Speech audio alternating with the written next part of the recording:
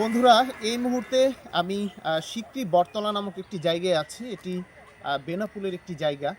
আজকে মূলত এখানে এসেছি যে গ্রামীণ সকালটা কেমন হয় এই এলাকার, সেটি দেখার জন্য এবং আপনাদেরকে আজকে এখন দেখানোর চেষ্টা করব এখানকার গ্রামীণ প্রকৃতি এবং সকালবেলার প্রকৃতিটা যে কতটা সুন্দর সেটি আপনাদেরকে এখন দেখাচ্ছি।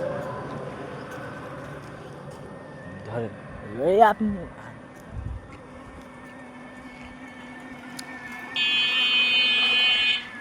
একদম গ্রামীণ প্রকৃতি মানেই হচ্ছে নীরবতা।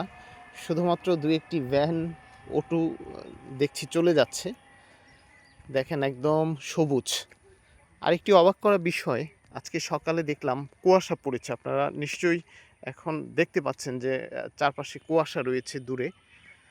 অনেকটা কেটে গিয়েছে এই মুহূর্তে, কারণ অলরেডি সকাল ৮টা বাজে, কিন্তু খুব ভোরবেলা প্রচুর কুয়াশা ছিল আজকে। সুন্দর একটি রাস্তা, পরিষ্কার পরিচ্ছন্ন। আসলে গ্রামের রাস্তাগুলো যে এত সুন্দর এবং পরিচ্ছন্ন হয়, এটি একদম আপনি যদি স্বচক্ষে না দেখেন তাহলে কখনোই বুঝবেন না। এই যে সূর্যি মামা উঠি উঠি করছে।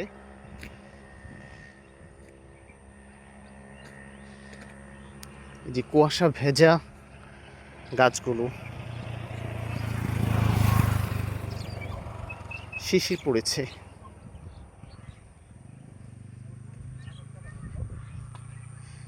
খুবই সুন্দর একটি এলাকা হচ্ছে এই শিকারি বটতলা এলাকা। চারপাশে প্রচুর সবুজ ফসলের ক্ষেত রয়েছে, প্রচুর গাছগাছালি রয়েছে, ভালো লাগছে। এই যে কিছু ফুল দেখা যাচ্ছে সড়কের পাশে।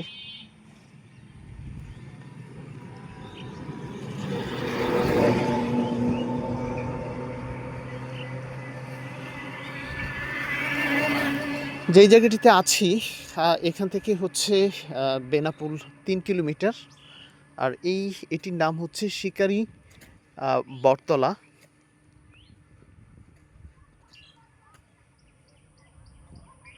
ভালোই পাখির ডাক শোনা যাচ্ছে।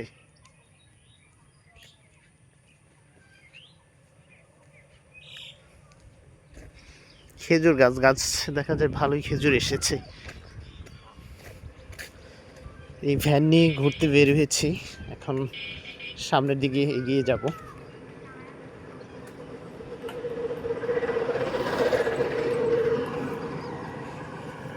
সকালে আর কুয়াশা ছিল, তাই না?